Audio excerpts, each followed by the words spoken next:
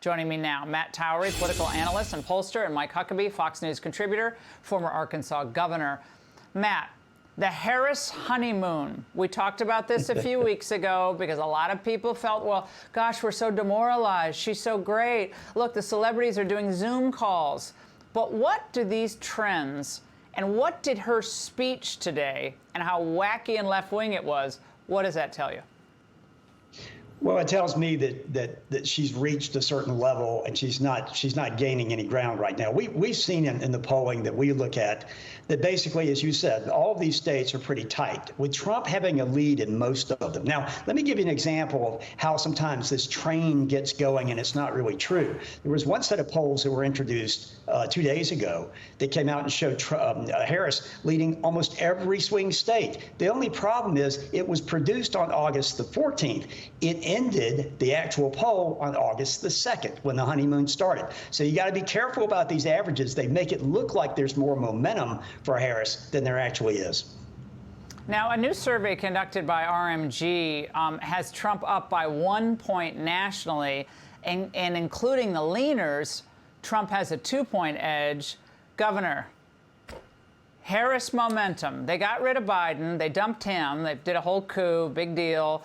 They bypassed the primaries. They went right to Harris. And now basically they are where they were maybe before the debate or maybe a couple months before the debate.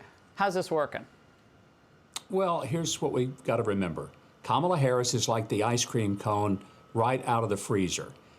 Pretty good when it comes out of the freezer, but the longer it stays in the hot sun, the more it melts. What I'm seeing is it's August and the ice cream is melting. People are beginning to realize she can't answer a question. She won't answer a question. She gives these speeches like she did today that were what my friend Larry Gatlin would call bovine droppings, pure nonsense, utter ridiculous attitudes about how the economy works, completely clueless, like your previous guest mentioned. And at some point, people will realize she got nothing. She got nothing to give to us. And all we'll get with her is more of what we've had with Biden, which is 20% inflation and grocery prices doubled. And most Americans, I hope, are smart enough to say, can't live with that. Let's go back to Trump. I mean, even the ideas that even pretty liberal Democrats have rejected, they threw out there today as part of her economic plan. I've never seen anything like this. This is just wild. So according to this other new survey, when asked if the U.S. would be better off if its policies were more like California, only 28%, Matt, agreed that they would be better off. But, I mean, aren't her policies closer to California's than, let's say, a traditional Democrat's policies, Matt? Oh, they are. And I'll give the Trump campaign some credit. I know they get criticized right now. I think they're running a pretty good campaign. They have good ads up in these battleground states, certainly on the border, pointing these things out. What I think the Trump team needs, though, are some of these other PACs that are either running sort of wishy-washy ads or not running at all, to come out and point out the facts, the very things you're talking about, and run her own voice. The things that she has said in the past would horrify the independent and moderate voter if they could just see them. They just need to get them up there in the ad so it can penetrate past this news media that's blocking all these stories out. Yeah, we're going to go to the ad wars in the next segment because we have some doozy ads out there that are phenomenal. But let's move on to Twisted Tim. Watch what happened when he was introduced back in 2016. Pay attention to the title that was used. Congressman Tim Walz, also a member of the Armed Services Committee and Veterans Affairs, Democrat of Minnesota, highest-ranking enlisted soldier ever to serve in Congress, enlisted in the Army National Guard at 17 and retired 24 years later as Command Sergeant Major and served with his battalion at Operating Enduring Freedom in Afghanistan. Governor, I mean, this has happened repeatedly. And one thing you know by our brave men and women in uniform, they always know what rank they retire at. That's a really important deal. Is he contributing to her lack of momentum and the stolen valor issue that continues to bubble up?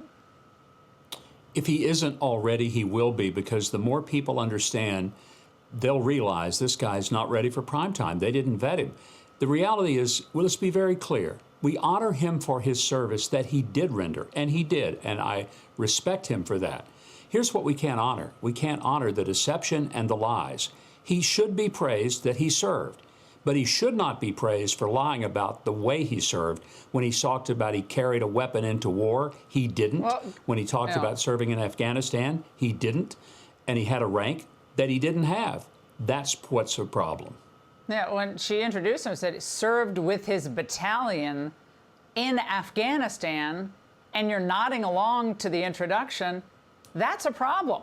And that speaks to someone who has a very weird, inability to just be straight about something that, I mean, he should be proud of his record. Like, I don't understand why he would want to do that, except if his motives were to inflate his background. So it's very odd, but I think that was a bad pick. Matt, do you believe Shapiro would have been a much bigger help to her?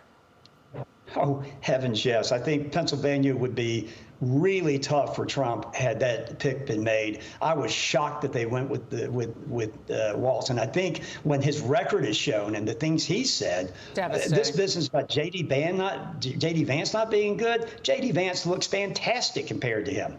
Well, I think J.D. Vance is fantastic, period. Matt, Governor, I do. great to I see agree, you. totally. I know, I don't mean to. Hey, Sean Hannity here. Hey, click here to subscribe to Fox News YouTube page and catch our hottest interviews and most compelling analysis. You will not get it anywhere else.